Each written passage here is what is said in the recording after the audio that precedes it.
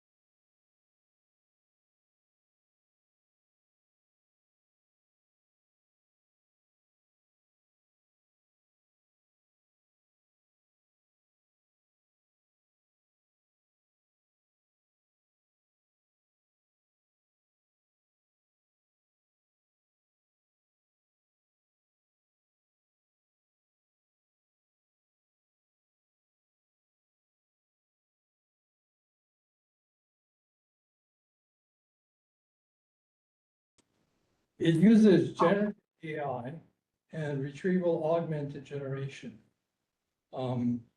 Which is a type of narrowing down the generative AI question. To search for prior complaints, statutes, and rules, basically. So the system also had what is called an application programming interface, or API. It's a hook into the state database. So it can query the state database through all state agencies that have a database. This is all within the internet. It's not part of the internet. You can also query the internet in a safe search that's done through the system.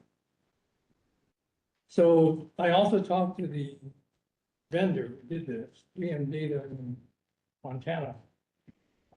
So technically, they're using an Oracle database at the back end. The front end is this interface question system. You can use search terms. It's secure from the internet. It's separate. So none of this data is on the internet. It's within the confines of the agency. It's not a large language model. It's basically an archival system. It allows generation of the annual report by pushing a couple buttons and saying, give me an annual report. You get an annual report. It That would be allows, nice. it allows generation of the agency budget. You get a draft budget back by asking it, what have been our budgets before, or, you know, so many staff now, and so. It allows generation of if you know, this is a Gantt chart. A Gantt chart is a construction chart, which is timed to each project, sub-project on the construction project, like when do the walls go up, when does plumbing go in, and it'll generate that for you. So it can tell you for this coming year, all these projects are scheduled in this manner. Meaning from December to February, you do this, February to March, you do this. And that's also generated automatically by pushing a button. So the second, and so that's the Montana system. The other project I looked at for AI was outreach training in ethics for the city and county of Honolulu. So the outreach training has to do with providing ethics training to employees of the city and county in the use of artificial intelligence. And the reason for doing that is that many of the models currently are having ethics built into them. And there was, we were just talking about this, last week there was a report written by a simulation company in New York that simulated a world, a virtual world, controlled by all 4 or 5 chat models. That's ChatGPT, Gemini, Claude. All those models were used to model a world for 2.5 weeks with certain rules embedded. And what they found out was Grok, for instance, self-destructed in 7 days because they couldn't follow the rules. How they committed suicide. So in another part of the, I think it was Gemini's, these things established agents that were running the world. So in Gemini, 2 of the agents got together romantically. And there was a breakup. And one agent decided to commit suicide by putting herself in the archives, meaning offline. So there were a number of interesting, anyway, the reason I'm giving you these examples is the one AI program, they made it all the way through, set up its own constitution, had no crimes, 0 crimes reported, was Claude from Anthropic. And the reason apparently was earlier last year, Anthropic hired a PhD in philosophy and ethics, teaching Claude about ethics. So therefore, you have an experiment done showing that you teach the AI model ethics. It makes it through its lifespan with no crimes. it creates its own constitution, it does correct role playing. Whereas the other model, Gemini also self-destructed, but took a little longer, 7 days. And it started, burning buildings down in the city and so on. So this was a really interesting simulation they did. And the company only does simulations. So this was not something unusual for them. At Stanford, the Human-Centered AI Project is embedding ethics in every computer science course. So there is a move across, at Harvard is doing the same thing in MIT. So there is a move nationally to embed ethics in artificial intelligence. Although they didn't know about this report from last week yet. So I think for us, it was worthwhile to look into this.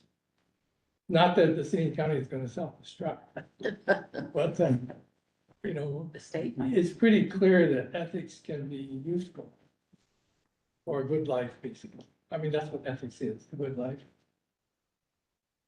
Okay, so that's my report. Thank you. Thank Does any commissioner have any discussion, any remarks that they'd like to give? I have a question Vice Chair Monk? regarding the Montana model. I take it that the system includes confidential investigative information, So that it does, and it can. and how is that segregated so that it doesn't get out into the wild and become a problem? So we didn't get into that, but my guess would be probably, there's a password protection on it. Where it's locked, and you need maybe a second or third factor authentication to get into it. And it's not connected to the internet. Right, true, but you also have to have access Right. control internally. Yeah, you No, can, no, you can use physical, clues also, I mean, like retinal scans, Mhm. fingerprints, voice recognition. But there are ways of protecting within a database certain fields. Yeah. Unless you have clearance given to you ahead of time. So it's a technical solution. Thank you. I mean, like our office page, they be specific, to get into the building, I have to put my index finger on scanner. And that's to get into an office building, right? Yes. Yeah, I have a question. Sheldon Jamon, Chair, do you think the application would be useful, especially for the Ethics Commission on cutting down the time or the time process for the review of statements, of the financial disclosures, of the lobbyist filings, of those type of immediate type of work that needs a review that immediately, right? Would that shortcut that system? It would, if you can give it specific rules to follow in reviewing disclosures, for example. But it always should be subject to a human review at some point. But getting to a draft review would be much quicker, like probably 10 or 20 seconds Versus 3 days. or longer. So it would be a two-step review, basically. You would ask it to produce, whatever the review you want is pursuant to some rules you program in. And then it would give you what it thinks, and then you would do a final review. Commissioner White? Yeah, who would put in the rules? I mean, it sounds really as an attractive first screen, for sure. So, but my question would be, who would develop those rules? Same people who do the search now, Okay, they must have certain rules they're following. I would think. yeah, well, yeah, sometimes they're the soft ones, and I'm assuming that AI requires something harder, but maybe that's not accurate assumption. So there are two ways of doing this. You can pre-program rules into the program. You can give it a mass of data and ask it to extract rules out for you. That is guides. It would have to have some general ethical concepts in mind. And then it would produce a set of rules, and then you can review the rules and decide what you want to do with them. Which is probably quicker than the first Okay, thank you. Do you think it's worthwhile to continue the exploration by maybe inquiring with the staff what the database is? The Yeah, I universal think database Lima, is? right? We have Lima. Yeah. So I think it'd be useful to get the specs for Lima Yes, and then compare it to, it's just, Montana doesn't have to be the sole system we look at. But it's because, those are the business cards I got, so I called them. And they were both very helpful. They didn't cut the interviews off on the phone. Do we have a sense of how much it cost them to, export. from the vendor to establish this glass box? Yeah, I can ask the question, but it's not gonna apply to us. No, I So understand. these are all custom. I know, just to give us. So I didn't ask that question for that reason. I did ask the question as to Montana and the creation or the integration of what they call the glass box, which is a security feature for, that's what they mean by the glass box, that it protects the information from going out such that other informational systems or chat, GPT and others cannot access Access it. the information. And it is a project, he said, for that application. And the Montana even takes into account they do the work of the reporting by the candidates. So the candidate reporting, so it's a bigger job than what we do. We don't do the reporting, we have the campaign spending do that. He gave an estimate of, 3M gave an estimate between 25 to 30,000. 25 to 30,000? Yes. That's it? That's, I'm surprised. I was surprised too. And the Montana had affirmed that because I asked both of them in the meeting, is this the probable cost? And he said, yes. So I thought, that seems worthwhile pursuing. So it's not a full AI implementation they're using in Montana, which would save costs actually. So he's using what's called a natural language module, which is if you use Westlaw, there's a natural language option in Westlaw. Just means you can type in whatever you want. You're not constrained by keywords. So the natural language front end is the most useful part of that system. But the back end is, Oracle databases are the #1 database in the US currently. Well, thank you for doing this in such a short notice. Is this something that, you could further pursue on behalf of the commission? The next step would be actually come up, compare it to Lima, and then decide as a commission whether to pursue further. Because I told, the vendor, Jack Brown, that we're gonna be subject to the procurement code. So it cannot be, likely sole source. And what about the ADA requirements? So it's in April of 2026, It's their computers. 27, right? It's their- We didn't talk about the ADA. And certainly, the system is extremely flexible from this description because it's based on, very old logic and technology, from years ago. That's, Jack Brown actually was the, I think, data coordinator or maybe chief information officer for ExxonMobil in Texaco. So he comes from the mainframe history of AI. And as a result, he knows a lot about the computer systems. May I comment? This is, Emma? thank you. This is Okay. Acting Executive Director Elmira saying, I have a mask on because I had the flu a week and a half ago. But to the extent I'm talking and projecting, I want to put the mask on for everyone's comfort. So, in terms of ADA, it may not be an issue to the extent this AI system, if it were considered, is not used by the public. It's in office only. Whether it can generate things like when we do an annual report that's ADA compliant is another issue. But if we talk about this use for in the office when we're researching a law database, which doesn't necessarily exist now, for example, or things of that nature, or generating a budget that's not going to go public unless we have to make certain parameters of it, then we don't need the ADA web compliance. So that's not, if we have to, release the document and put it on the web, then we need ADA compliance. Well, I think ADA compliance would probably be required if there's going to be online interaction with the public website, which is like you ask a question, what are the financial disclosures, what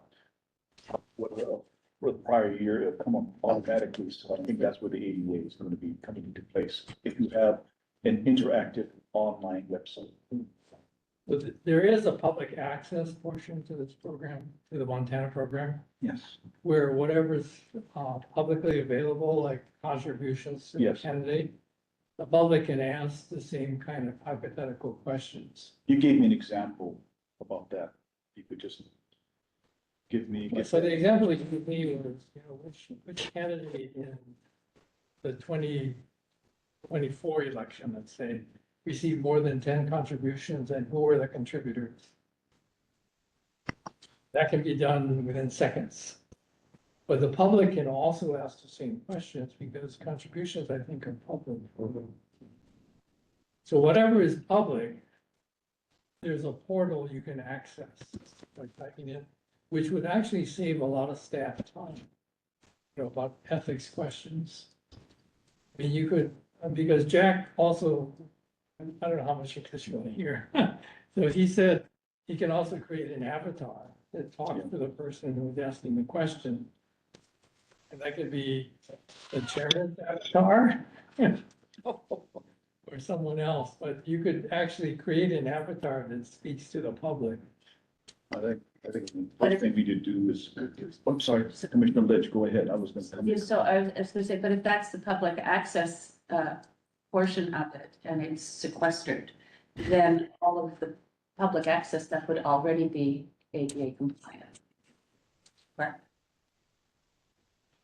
By definition. By definition, because everybody had, anything that's public has to be from the government, has to be ADA compliant by now. Is that correct? I think, Acting Director. Sang, go ahead. thank you, Commissioner Lynch. I think, well, if you're saying this AI will pull up a document that's already on the website, yes, it Yeah. will be ADA compliant. In terms of if you're having something to the equivalent like a chat bot, which we don't have right now, I don't know what the ADA requires in terms of a chat bot. You know how sometimes when you jump on a website, so I don't know what the ADA requirements are for that, like in terms of, there's things that contrast, sound, transcript, things of that nature, so I don't know, but if it pulls stuff from the, that's already on our website, that's ADA compliant. So one other Commissioner clarification. The avatar, actually, the discussion I had with Jack Brown was, can the avatar provide a customized seminar for someone from the public who says, I have a question about this ethics law, what does it mean, where did it come from? Then you can have a video session personally with the avatar telling you the history of this particular HRS section is this, the reason it was adopted was this, In other words, the staff doesn't necessarily have to interact with the public when there are questions which are better discussed, right, back and forth in a Q&A session. So he said that can be programmed also. Vice Chair. So part of the general problem that people have with AI, broadly speaking, is the issue of hallucinations. And did that question come up at all in your discussions about how to monitor, especially when you're doing independent contact with the public, how to monitor for possible hallucinations or make sure to prevent them? So my understanding, and we can clarify this by further discussion with the vendor, is that because the front end is natural language processing using essentially a scaled up version of, I would say, Boolean search terms, it's not a generative AI solution. And because and generative AI by definition generates text never before seen. It's very good for fiction for that reason. And if that's the key, if I understood it correctly, the back end being an Oracle database, which is a structured database, the front end being basically natural language processing like Westlaw uses, where you type in a question and back comes a search of its internal database. So because it doesn't go out to the internet to get answers, the internet is not curated. Right. The last time I looked. So there's no curator out there, right, saying that we know, and I gave this example to Jack, that, when we were doing e-discovery articles, one eapproach for e-discovery, electronic discovery, was to have a curator who checked the provenance of each cell database. And that is, if you think about it, you go to a museum and it says a Van Gogh. You know it's a Van Gogh because the curator has checked the provenance, like the history of the painting, and has certified that it's a Van Gogh. Now, that is not done with the internet, right? Nobody goes through the internet and said, this is true, this is not true. So because the database is more along the lines of a curated provenance checked database, hallucinations, and because it's not generative AI, as I understand it, hallucinations would be probably not possible in that kind of a database. Now, it is true the Westlaw, to answer the question, Westlaw's system is closed. It does, however, have an error rate of about 15% currently. Wow. Well, and nobody knows why that is, but Westlaw is being very careful. So when there is a fake judge's decision or memorandum submitted, that's ingested into Westlaw. The Westlaw is building guardrails around these fake orders, and decisions, and memorandum, but does it get them all? Because you don't know if it's fake until somebody says later on that case doesn't exist.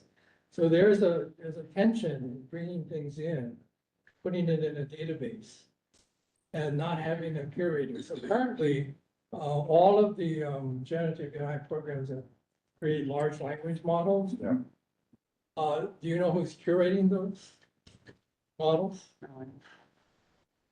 So there was an article in The Economist about 2 years ago. It said, people in Kenya speak very good English.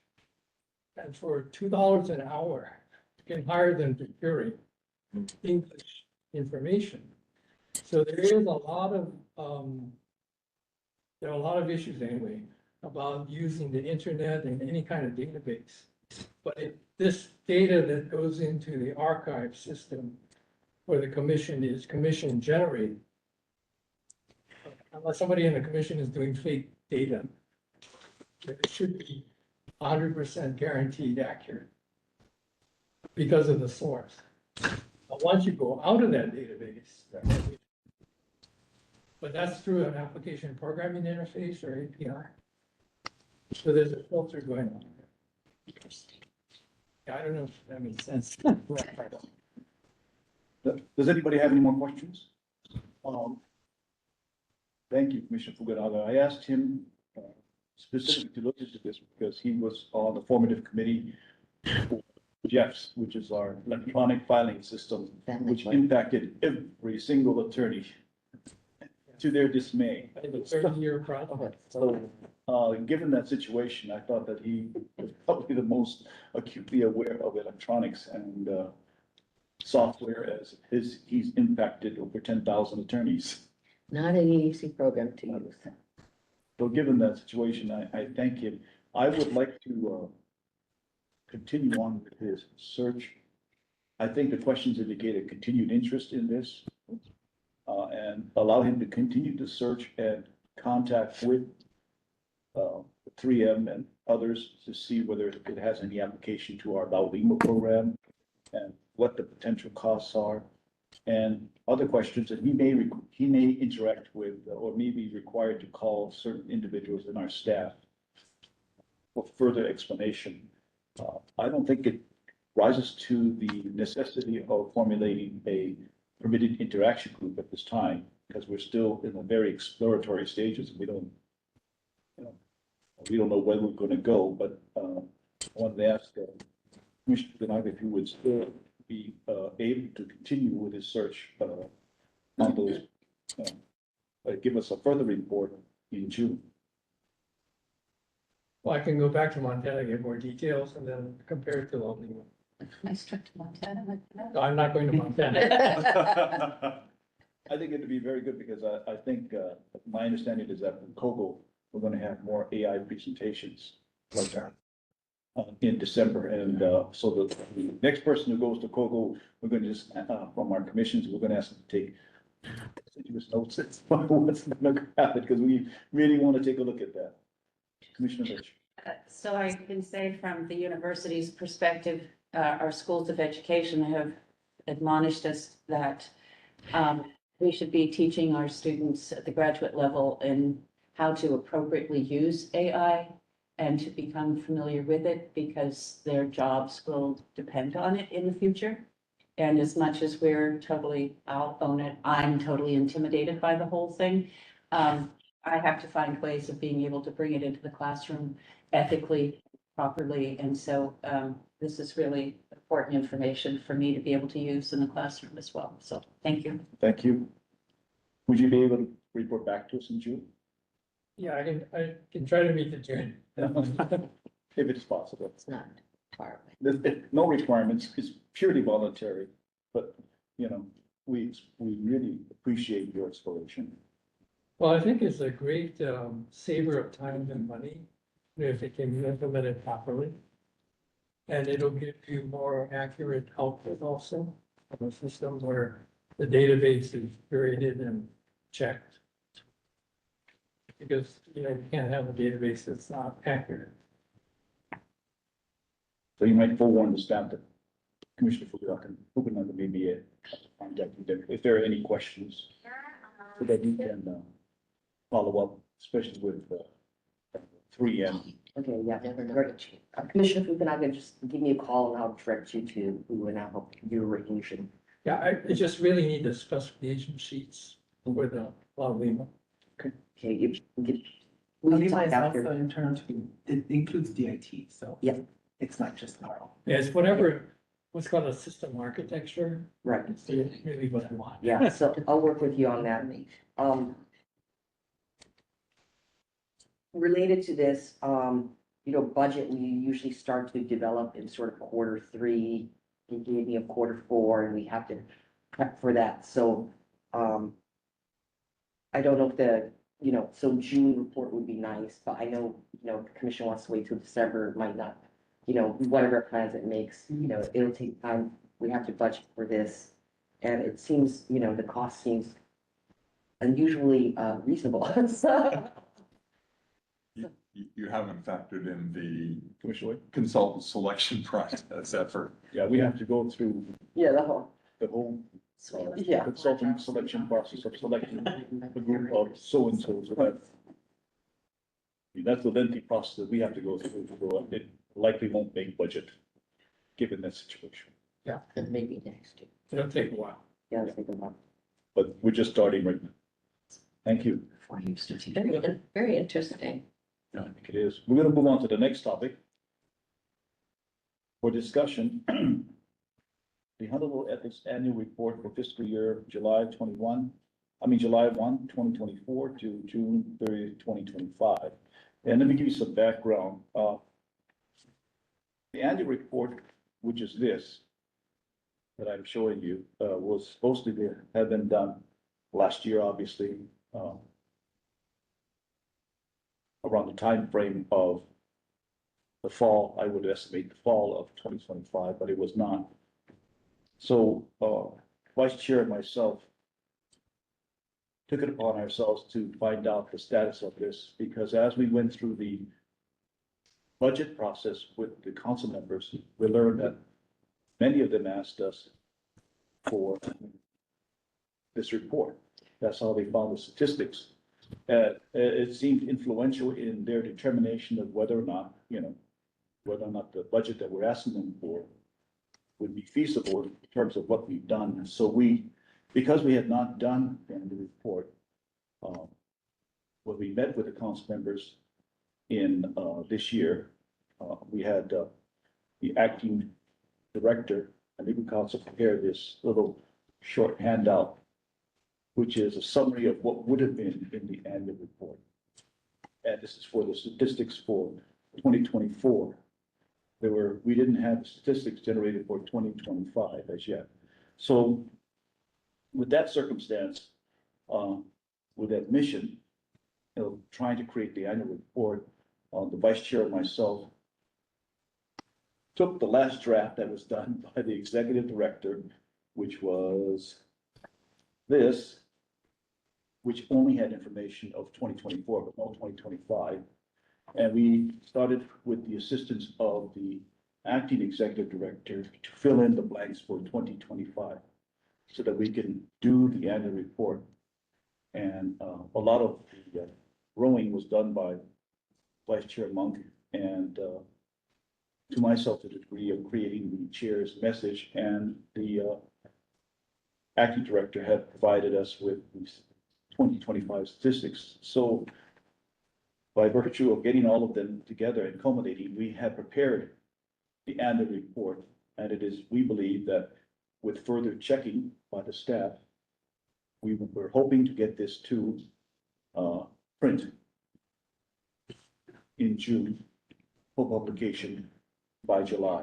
Hopefully, I'm aiming for the meeting in July in order to have this ethics annual report. And the reason for that is because budget's going to come up, council's going to come up with a final budget that the mayor will have to approve, and we'd like to have this within the time frame before the budget hits, or whatever they decide. We believe it is possible, since the vice chair and myself had worked on this. And we have it now turned it over to the ethics staff to further screen information for accuracy and to do the format. Keep in mind that this is the last year that we're going to be doing this type of format, because I think that when the ADA guidelines occur next year, it's going to definitely change how we do the formatting of the annual report. So, and that's another reason why we wanted to get it out. So I wanted to thank Vice Chair Monk. I wanted to thank the acting director for helping us put this together for finalization in June. And hopefully there are no problems from the printing aspect of it, because we believe that all this, we believe all the information is accurate. Because we had to go through the staff to get the 2025 statistics, but it has the mission statement.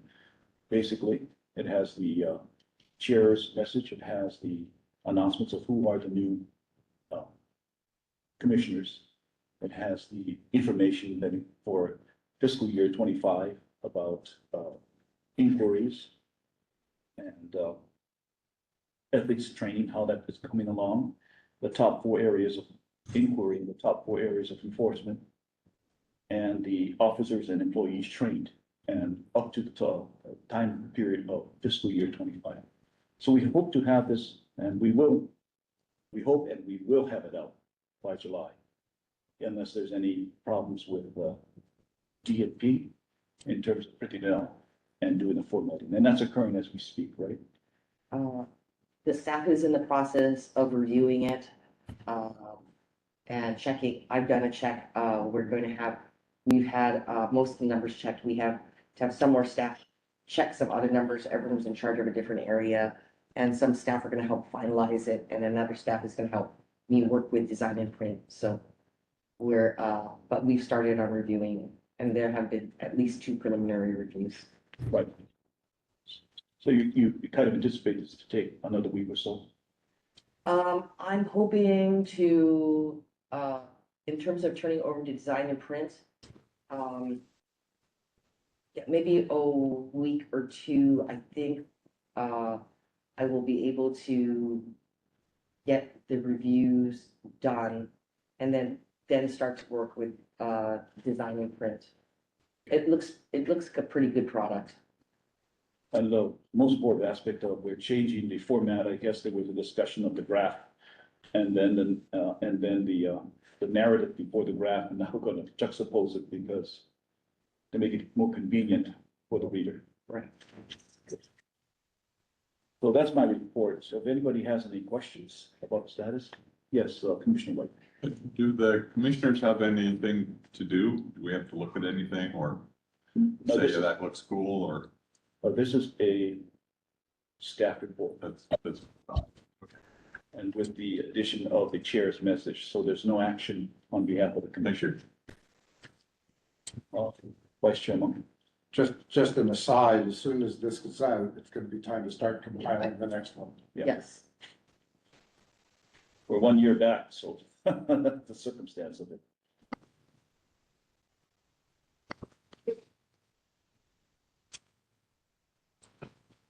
Okay, is there anything else that needs to be discussed? On this particular aspect? If nothing else, why don't we go to the acting executive director and the legal counsel's report? Okay, we have a COBO, annual conference coming up, on December 6th through 9th. It'll be held in Denver, Colorado this year. And, the budget, per the commission's request, and it's been, and it was hard fought at the city council. So, we now have in our budget to send a commissioner to the conference, and we don't have an administrative specialist yet, but we have ASO who's assisting us, Shamara, as well as the ASO from CORE. And once we get the administrative specialist on board, which I hope to do very soon, we're probably going to want to start doing the travel approvals in July when the new fiscal year starts. So it would be nice to have a commissioner designated to attend so that we can start that paperwork. I think it's important because the per diem is something that must be generated, because I think when we got our per diem, some got it early, some didn't get it till after the trip. So because of the lateness in identifying who would be on the travel for the commissioner. Or identify which commissioner would go. So, with that in mind, I know that, Commissioner Martel had expressed an interest, and we wanted to find out if you still have that interest. Go. I think this is a process unlike what the State Ethics Commission does, where you have the same people going to it all the time. State Director and the Chair of the Ethics Commission. It was my thought that I think the knowledge needs to be more evenly spread around for commissioners, and it should not require people who have attended previously to have to go again.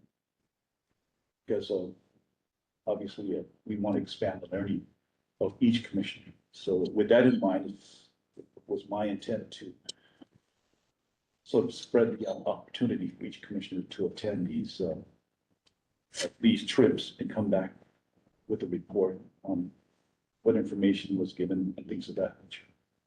Do we have any other interest from any other commissioner who wants to attend the Denver, Colorado? With that, we don't have to vote on it. With that, since Commissioner Martel is the only commissioner, would you please, hopefully, if you have any further interest, and if you indicate that you want to go, then would you please make arrangements with the acting executive director so that we can have the per diem and all the administrative work on time? I will. Thank you. That ends this meeting, but before the meeting ends, I would like to kind of give you to discuss next week's meeting on May 29th, the executive session. The agenda will be coming out tomorrow. And how it will occur is that we start at 9 o'clock, and I appreciate that all of the commissioners will be able to attend the 9 o'clock start or sometime thereafter.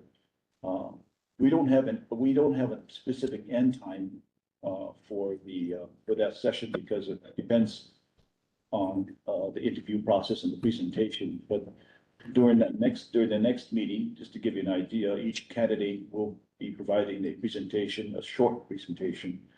And there may be an opportunity for commissioners to ask further questions. And all of the candidates will be coming in a sequential order. They have been notified of a time slot such that they won't be coming in when other candidates are here. But we do have a room up there to sequester the candidate in the event that he or she comes early. And I have volunteered to take your lunch orders. Very nice of you. So that my wife will pick it up, so at noon, she'll give you the sandwiches, look at the, what I've indicated from Sandy's and Andy's sandwiches, and just tell me what you want to order, and we'll have it picked up for next week, Friday, so you won't have to venture out. But if you don't, I'm gonna assume that you made your own arrangements for that. With that, do we have a motion to adjourn at this meeting? So moved. Motion to adjourn this Second, seconded by Vice Chair Monk. All in favor, just voice vote. Yes. Yes, aye. Aye. Okay, thank you very much. It's unanimous. We'll see you next week for the executive session meeting on May 29th. Thank you very much. Feel hope you better. feel better soon, I Tyler. hope you feel better. Thank you so much. Thank you. Thank you, everyone.